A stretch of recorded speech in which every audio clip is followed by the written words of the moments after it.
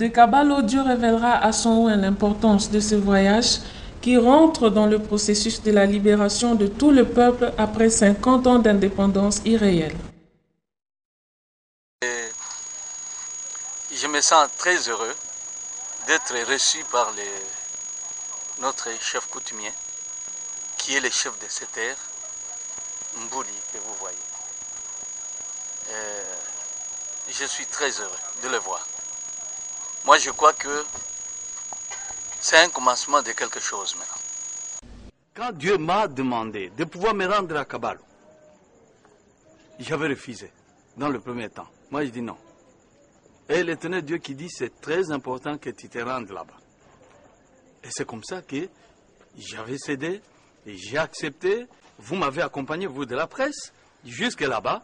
Mais, arrivé là-bas, il s'est déclenché quelque chose qui m'a fait comprendre qu'il le fallait. Et c'est ainsi que, une fois de retour dans la capitale, l'Éternel Dieu qui me dit, pas seulement à partir d'ici, à partir de Lumbashi, tu rentres vite et tu organises une fête. Congo que nous aimons. Et c'est parce que nous l'aimons qu'ensemble nous disons qu'il doit aller de l'avant. Il faut que la prophétie s'accomplisse dans ce pays.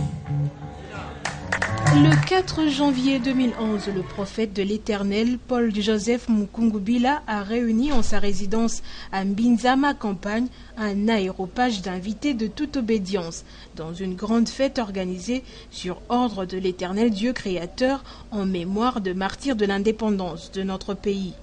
Je crois qu'il est important qu'avant que je ne me prononce devant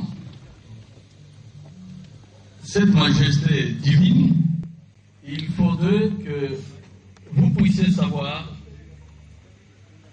que le combat que j'ai mené depuis le bas âge jusqu'à ce jour a été un combat qui m'a fait souffrir. Et au travers de cela, tout cela que l'Éternel Dieu avait attiré vers lui et qui ont cru au message dont je suis porteur, il y en a d'autres qui ont pu payer de leur vie. C'est la raison pour laquelle je ne pourrais pas prier sans penser à eux. Raison pour laquelle j'ai demandé à cette assistance ce soir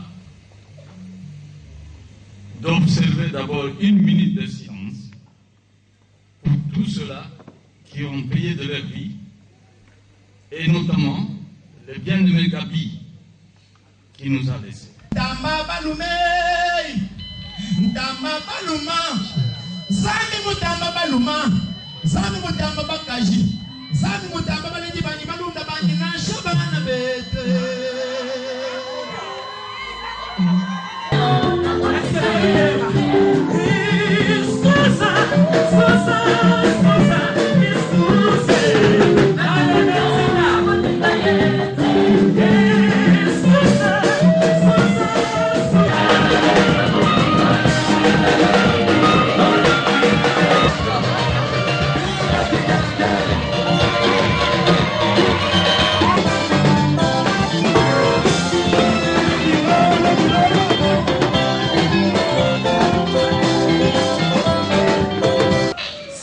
Les conséquences d'une soumission, une des conséquences du fait qu'on n'est pas encore libre.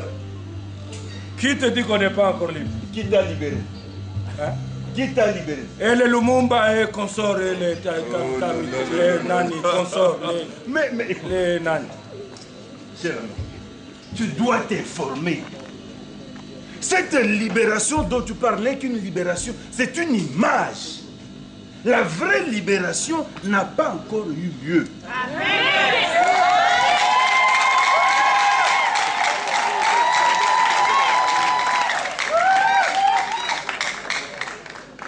Mais Dieu est seul à ne pas être informé, cher frère. Non, mais la dernière télévision, je l'ai vendue pour le Minerval de l'enfant. Où est-ce que je peux m'informer? quand tu vends un poste téléviseur, tu es encore sous la domination, tu es encore enchaîné là, comme ça. Pieds et mains joints, liés, net, KO. Ça, ce n'est même pas juin, ça devient décembre, parce que quand ça dure comme ça, ce n'est plus juin. C'est la date qui nous est restée, donc c'est mémorable, où nous nous souvenons de ceux qui avaient accepté de pouvoir répandre de leur sang, afin que cela puisse nous accorder au moins la liberté. Ce sang-là est resté réclamé depuis 1959, c'était le 4 janvier. Vous savez que nous n'avons pas bénéficié de cette indépendance, malgré que le colonisateur ait cédé. Une année après, on a proclamé l'indépendance du Congo, mais cela n'a pas suffi.